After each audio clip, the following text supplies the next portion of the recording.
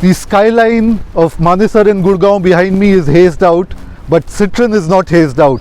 Citroën is finally here and they will be launching their first car in India, the C5 Aircross SUV. Citroën had first told us of their intentions of coming to India about a decade back, and then it's been back and forth. But finally, the proof of the pudding is here, the vehicle is here, and we'll be driving it. The USP of Citroën is comfort, and they are calling this the Comfort Class Drive. The C5 Aircross will take on the Hyundai Tucson, the Volkswagen Tiguan Allspace, and the Honda CR-V. And we are going to check out how comfortable this car actually is. But before we do that, do subscribe to our channel and press the little bell icon so that you get notified of all our new videos as soon as they go live.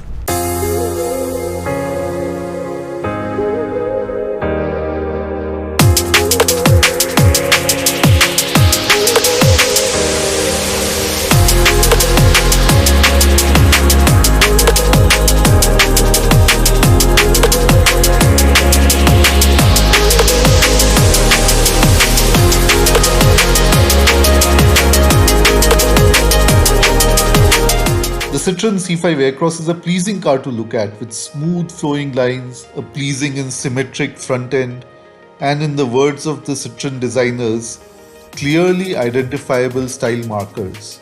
These of course give the SUV a personality that is all of its own and also lend to customization. The front pseudo air intakes are a reflection of the tailpipe ends, while the same theme is carried to the sides as well. And not just that, the rectangular style markers are also the theme of the LED tail lamps. That apart, there is none of the aggressiveness that is common with the modern designs, either with the interplay of sharp and contrasting surfaces or with gaping front grills. The grille on the C5 Aircross is really nice and modern, with double chevron logo built into the parallel chrome lines, which are double stacked. And this double stacking is par for the course for the C5 Aircross because it features in the front grille, in the double headlights, the tail lamps, or even in the interiors where you can clearly see the double stacked aircon vents.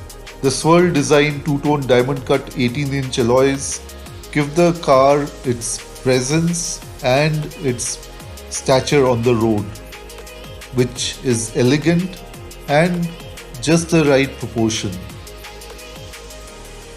The C5 Aircross will be available in 7 colors, with 3 having an option of a dual tone roof.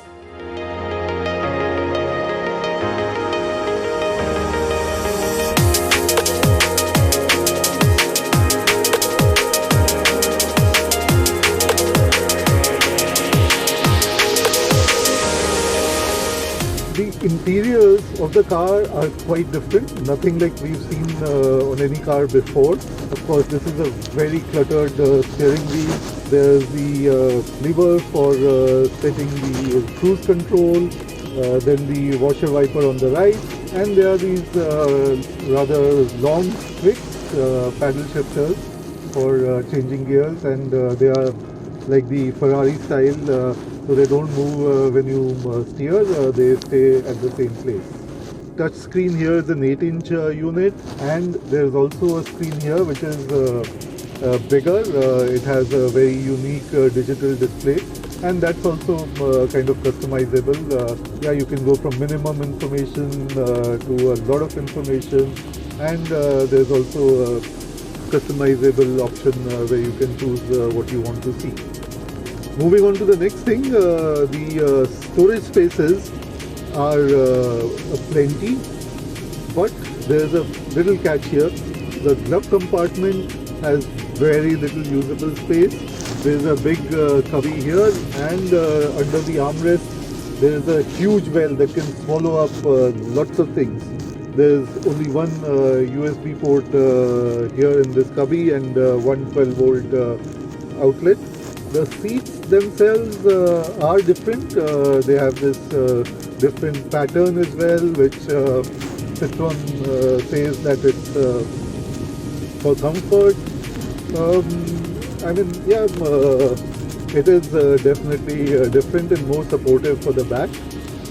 The rear seat is where the big difference is, and that has been, instead of the normal 60-40 split or the 50-50 split, or in the higher end vehicles, 40-20-40 split. This is a 33.3% split. So 3 equal individual seats at the back. It is good if there are 3 equal sized people for the back. They all get equal seats.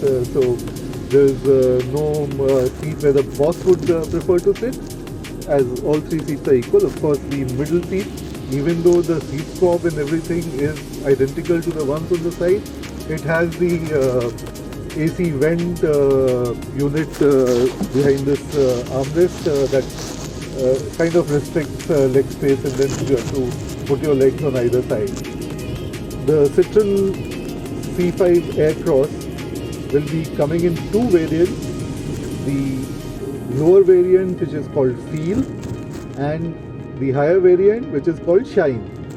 And there's not much difference between the two, both in terms of features and equipment, except for the higher variant gets LEDs all around, which this doesn't.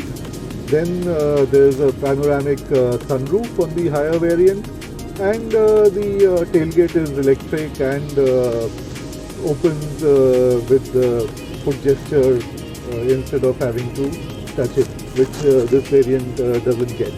So those are the only minor differences between the two.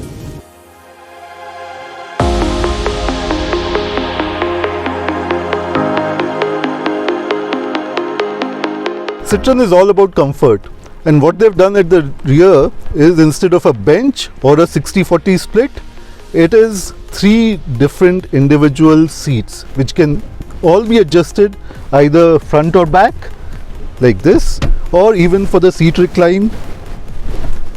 This helps in having more comfort, as well as if you have more luggage, you can take the seats in front and have more luggage at the back. The seat cushion and the backrest is also, you can see, differently patterned. This is again because they have used different materials to give more comfort. And then there's rear AC vents as well as the USB charging port.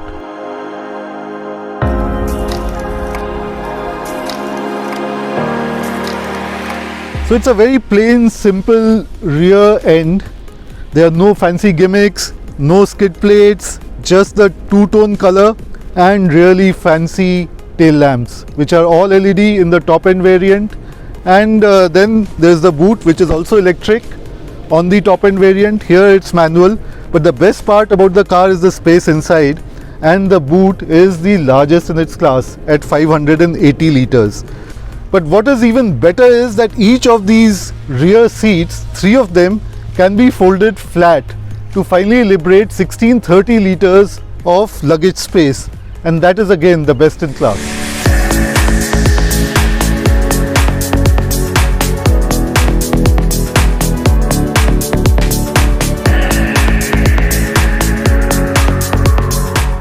So I've been driving the C5 Aircross, the new SUV from Citroen, throughout the day today. I've been driving on the highways, on country roads, in the Aravalli Hills, and now again on these bad roads near Manesar. And I have to say that the hydraulic cushions in the shock absorbers do help. They make the ride smoother. And the engine is, of course, the best in class, most power and torque in the class. It is a 2-liter diesel, and that's the only engine available, and it's mated to an 8-speed gearbox, so no worries about that. It performs really well. And then there are these modes as well, the Eco and Sport. In case one wants to switch them on, they change the engine mapping, and the response changes accordingly. In Sport, you can feel a marked difference in throttle response and gear shifts as well. And in Eco, it is still a really nice drive. Now, as you can see, we are here on a cobblestone stretch, and the ride is not bad. But where I think the hydraulic cushions make the most difference is on really gutted and pitted roads where on another car you would feel the bumps really strongly. In this, it kind of rides over them, and that effect is also seen when you are going over speed breakers, where you don't come to an exact stop before the speed breaker and just go over it. You can see that the absorption is smoother and the jerk is lessened.